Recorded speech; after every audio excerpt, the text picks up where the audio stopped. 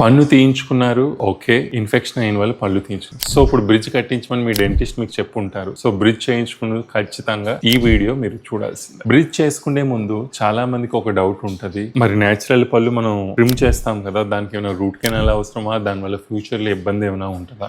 పక్క పళ్ళు మనం చిన్నగా ట్రిమ్ చేసి తేనే క్యాప్ అనేది పెట్టడం జరుగుతుంది. సో ట్రిమ్ చేసే ముందు రూట్ కెనాల్ ఏ కండిషన్స్ లో అవసరం అవుతుందో ఇప్పుడు మీకు నేను వివరంగా చెప్తాను. మొదటి కండిషన్, ఇన్ఫెక్షన్ అనేది రూట్ వరకు ఉన్న దాని కేసెస్ లో మనం రూట్ కెనాల్ చేయాల్సి వస్తుంది. లేదా క్యావిటీ అనేది కొద్ది డీప్ గా ఉన్నా కూడా రూట్ కెనాల్ చేయవలసి వస్తుంది. మూడోది అతి ముఖ్యమైనది, మన పన్ను షేప్ చేసేటప్పుడు హైట్ తక్కువ ఉండి కొద్దిగా ఎక్కువ ట్రిమ్ చేయాల్సి వచ్చి పన్ను నరం దగ్గరికి వచ్చినా కూడా మీకు సెన్సిటివిటీ, పెయిన్ లేకుండా ఉండడానికి ఇంటెన్షనల్ రూట్ కెనాల్ కూడా చేయవలసి వస్తుంది.